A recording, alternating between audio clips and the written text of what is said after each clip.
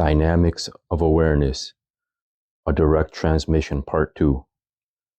So again, following part 1, from here on we're going to refer to this as the experience of being present and aware. And that's what we keep bringing our attention to, is the fact that if you check right now, if you're listening and watching this video, you are having an experience of listening to and watching this video. And in the midst of your experience is the simple fact that you are aware that this is occurring right now. So you want to continue bringing your attention to your own aware experience in this way. And in this way, from the top view, just keep returning to that direct experience of being aware, or experience of being presently aware, over and over again. And of course, the mind, the egoic constructs, things are going to try to steal your attention, and you're just continuously coming back to that direct experience of yourself in that manner. And the thing is that if you check, you're always aware every single waking hour of the day. If you check and see, hey, let me just check real quick. Am I having an experience of being present and aware? And then you see, yes, of course I am. Okay, so let me be attentive to my experience of being present and aware. You return and you stay in that manner. And you investigate, what is it like to directly experience being present and aware? You just stay in that direction. Your attention is attentive to experiencing being present and aware. You do that for longer and longer periods of time, 5, 10, 15, 20 minutes, whenever you can. And what's going to happen is that your direct experience is going to start to evolve and unfold. It's going to open up, unravel. These are ongoing revelations of your own reality. The open doorway being, again, the experience of being present and aware. So what does that unfolding look like? What happens as I mature in my inquiring into who am I? The more I inquire and I sit with, who am I? What is this I, this me, this awareness, this aware subjectivity that is experiencing and being aware? The more that's investigated in this direction, that's your open doorway. And that open doorway starts to reveal more and evolve more and become more spacious, become more energetic, brilliant lucidity, light. So many things begin to happen and unfold for you just by staying that way. One of the initial things that began to happen for me is that the dynamics of being self-aware means that there were moments where my awareness would shrink into a little small tiny point inside the body, while the body became like 100-story tall skyscraper. And here I was, this small little tiny speck of being aware inside of the body, while this body is so huge and tall. And then eventually something that unfolded was that me as this awareness was able to shrink so small that then at that point you can become aware of all the atoms that make up the body. And this is it's grace and it's maturity of your self-inquiry. This is a sort of energetic awakening of the multidimensionality that your experience is. And when your awareness shrinks down to the size of atoms, you notice, wow, every single atom is also aware. And all the organs in the body are aware. And I am aware as well as this tiny speck of awareness. So that's one of the ongoing experiences and unfoldings that would happen the more I stayed with this inquiry. And then other times what would happen is I would shrink down while sitting in this manner, continuously just feeling and sensing the direct experience of being present and aware and returning my attention over and over again. While sitting in my room,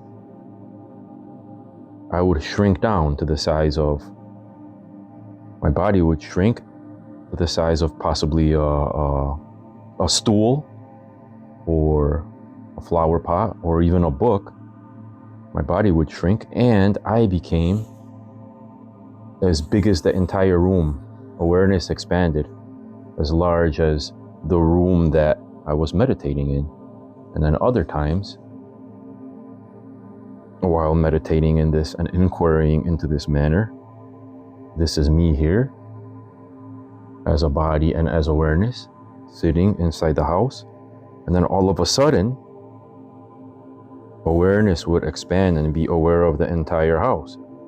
And the energetic quality of being aware of the entire house meant that I can sense and feel and be aware of the water in the pipes and the weather outside and the structure of the roof beams, the shingles, everything that made up the house, including even the electronics in the house. There are experiences and moments where you can know before a water boiler is going to come on or before the heater or air conditioner is going to come on, because of the expansion of your awareness starts to unfold energetically in that manner. So these are just some of the ongoing experiences the revelations that will happen the more you're sitting in that manner. So something that I wanted to cover is that in a simplified map of the dynamics of awareness into union, what we're beginning with is that the majority of people, everybody pretty much starts unconscious, unaware, unawakened to these deeper revelations of your own aware nature, your own experience of being aware, and entering into this open doorway of who am I as awareness? What is real? What is me that is not the ego, the body, objects, senses, anything like that? So what we're doing is we're just continuously returning, as we saw over and over. In this first part here, we start off unconscious, unaware, unawakened. And then by resting and sitting in the direct experience of being present and aware in this manner, as shown in the beginning of the video and in part 1, we are now enlightening, awakening, bringing lucidity to what is being aware and what is my direct experience. Let me just continue to inquire into this experience and awareness that I am. So we start to move from, in terms of evolution, we have here unconscious, unaware, unawakened. And then from that we move to, we're entering the path, we're learning and practicing experientially. So entering the path, learning and practicing experientially, that's what we're doing here with these books and with these meditations and with these inner revelations, direct experiences. We're learning to sit in this way. We've entered the path. Furthermore, the transmission of direct experience and understanding what is being said, these words, these teachings, these drawings and pointing out instructions are transmitting to your intellect and to your intuition what's being said, so that you can check and see that that direct experience is there for you always. You're always aware. You're always being aware. You're always having some kind of experience, whether it's good or bad, whether it's cold outside, warm outside, whether you're walking or moving or sitting still in stillness, there's always a direct experience. So we're getting to know and understand of what is being said by reversing your attention and again returning to over and over to the direct experience of being present and aware. We're abiding over and over in this way again, and we're allowing that in an open-ended manner. We're just seeing what happens when we sit in that way. When we're sitting in that way, awareness itself, since you are already aware and it's effortless, it will unfold and it will reveal more and more. So in that sitting, by resting and abiding as the direct experience of being present and aware, we start to become conscious, aware, awakened, more and more so.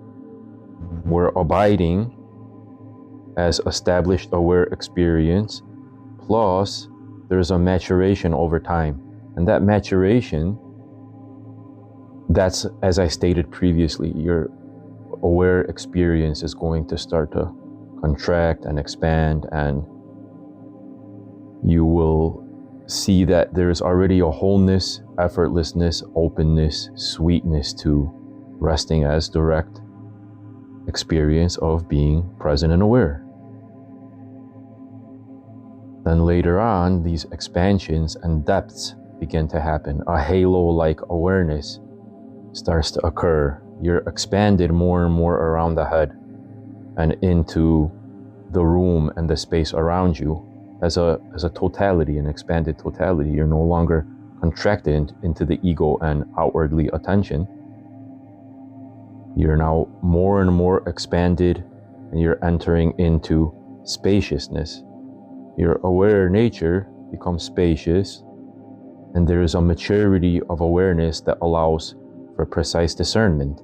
Now we can start to discern that, hey, whenever there's a egoic thought or an egoic construct, I've imprisoned myself and my attention has gone out into thoughts, and I'm contracted and no longer feeling good and expanded and spacious.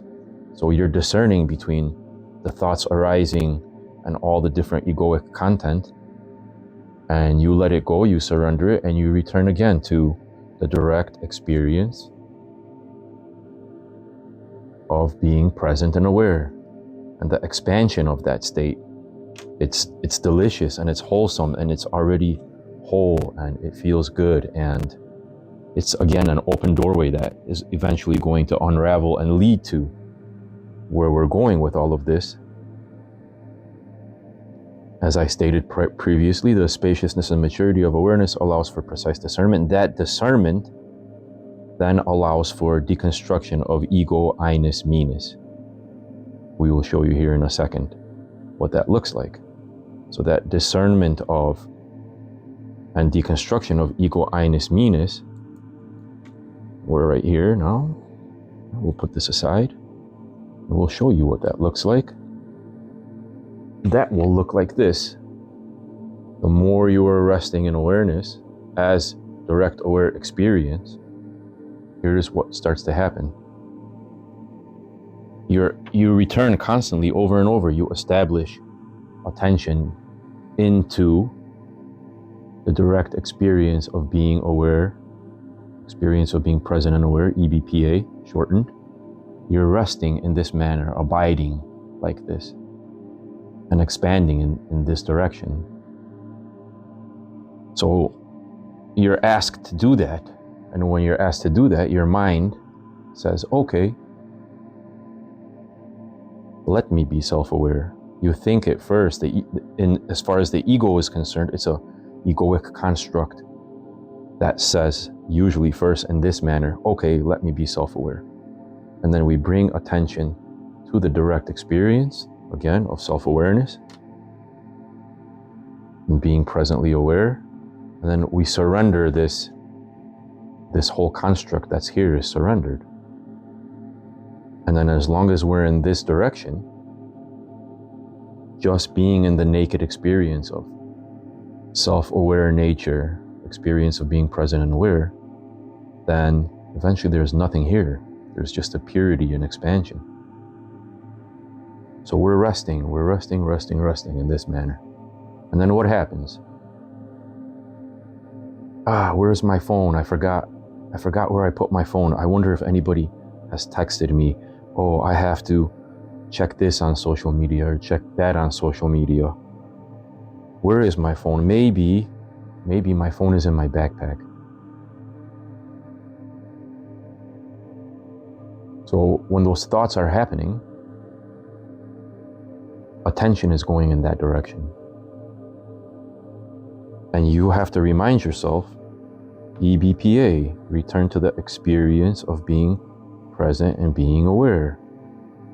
And then you turn your attention around, gets reversed, and you return. Okay, yes, I'm aware. I'm being aware. It's lucid, it's open doorway. It's present. It's my effortless, always present, direct subjectivity. We're just, again, inquiring, what is this me that's open, aware, subjective, lucid, sentient? We're staying in this way, open-ended inquiry. And then again, another thought comes up. How long do I sit like this, wondering how long it's been? Has it been 5 minutes, 10 minutes, 15 minutes? Attention has gone into thoughts, into wondering about the clock. And that we're seeing the ego's modality of creating endless, one after another, endless storylines. How long do I sit like this? I wonder what time it is. I should go for a bike ride later. Another thought, attention is in this direction. And then again, return, oh yeah, I'm supposed to return to the experience of being present and aware, EBPA. So then we return attention around back into that attentiveness of your direct experience. Again, we're returning here. When we're resting, staying here. And then again, I should go camping with my tent. It would be nice to go camping. And then again, that's an egoic construct. That's what it does. It's a illusion machine that thoughts arise one after another, but that's not who you are. None of that is real. What is real is the direct experience of being aware. So we're starting to become aware of, these are the mechanics of the ego. This is how the ego is operating and constructing itself. It's constantly arising these thoughts. I should go camping with my tent. I remember that cool nature video. And then here we see, remembering that nature documentary. Oh, it sure would be nice to go over there and camp out and bring my tent. And we remind ourselves, oh yeah, returning to the experience of being present and aware, EBPA. And then again, we come back to being attentive to the seeing and being aware experience that you are right now in this video. So you keep returning over and over in this manner to your own direct experience. And continuing forward with a map of how this all works out and is processed, where we left off last was, that was the discernment that I just showed you, was the discernment and deconstruction of ego, I-ness, me-ness. So in your own experience, when you finally are aware of the ego and how it's arising and falling away, storyline after storyline, when we're self-aware in this manner, then we don't even have to do anything with the ego. We're just allowing the arising and falling away of all of its constructs.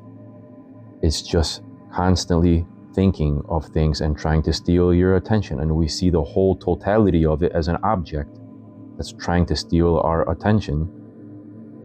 And eventually, as that matures, when that seeing matures, an ungluing of the ego happens. And that ungluing of the ego, I'll make a longer video about that because there are some mechanics with that. Of course, fear arises, and a lot of people wonder and think, oh, if I do this, if I unglue myself from the ego, I'm going to become a vegetable. How will I be able to exist? But that's not true. It's another lie of the ego. But this ungluing of the ego, there is an oscillating. You oscillate back and forth. Sometimes you're unglued and you see it, and other times you're identified with it and your attention is going into the ego. So there's a oscillating that happens back and forth of your attention, and there has to be a maturation process for a complete and total ungluing to happen.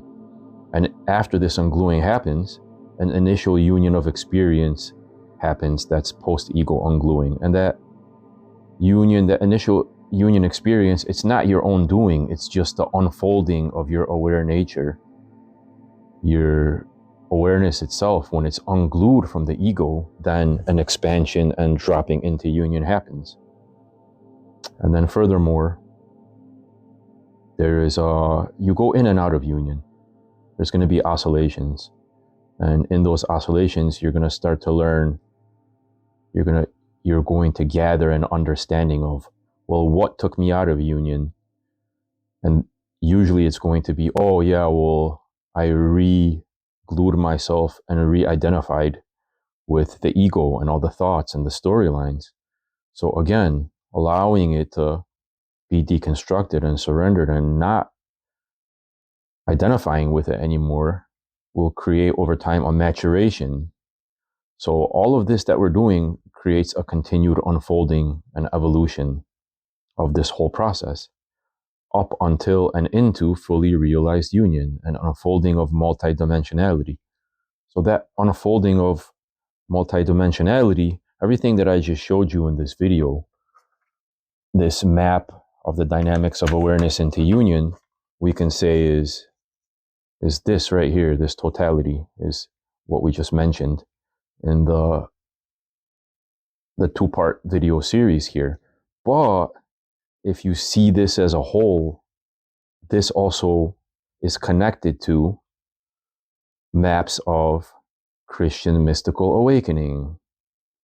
And this totality is also connected to multidimensionality of your being maps, a map of devotion for soul awakening and actualizing your soul, teaching of saints as blueprints to union. There's also something that we'll do later. It's an instantaneous deconstruction of all duality.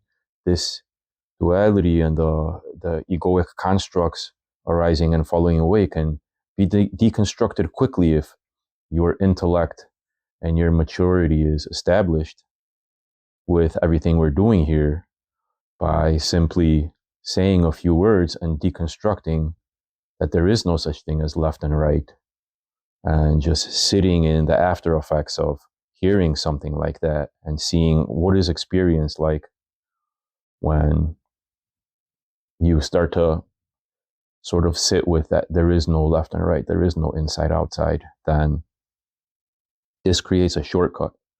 It's a hastened emancipating of the egoing construct that's happening. There's also maps of spiritual warfare, angels versus demons. Obviously, there, on a practical level, there are dualities. So there is awakened versus unawakened, conscious versus unconscious, angels versus demons, good versus bad. We could sort of map that out, and this is something that has happened to me in my life where I have fought with demons and have had help from angels as well. And also there are maps of the energetic dimensions of multidimensionality as well. So the more you're self-aware, your awareness, your effortless, always ongoing, self-evident, aware nature that you are right now has an energetic quality to it. The more you're resting in this direction, then the more you're sensing that the energy of being aware has a quality to it, a lucidity. It's a light. It can enlighten areas and places where we are not aware. So in this whole video, while you're listening, if I ask you right now to become aware of your feet touching the floor, that's an example of what I'm saying here is that there was no awareness in your feet because you were listening and intellectualizing and trying to understand everything that's being said. But soon as there was a pointing out and asking of you to become aware of your feet, instantaneously your awareness acted like a light and went to the experience of the feet touching the floor. So your awareness is literally a flashlight that can illuminate the areas that are dark within your being, within your experience. And as we stated in part one, can become a laser or can become expansive. But the big thing is to continuously sit in the direct experience of being present and aware, because that's going to reveal in an open-ended way. We're not looking for an answer of what this is. We're just looking to rest and be this state that you already are and be attentive to what you already are, because there is wholeness. This is the wholeness that's within you. This is what St. Francis said. The one who you were looking for is the one who is looking. That's your aware nature. And St. Augustine also said, know thyself and you shall know God. So that is something that we're doing so that the soul starts to open up and we become more mature and have more discernment, so that we're not getting caught up in illusions and the ways of the world. So this completes part two, and I will have some more future videos. Probably the next one that we will cover is the instantaneous deconstruction of all duality, because it's a quick and easy one. Anyhow, thank you very much for watching the video. I have lots of love for you all in the heart. I will discuss that too. The grace from God that opens up compassion and love in the heart for all beings. That's something from grace. So there's a whole video that needs to be made in terms of maps of grace and beyond. Thank you very much. Love to you all. God bless.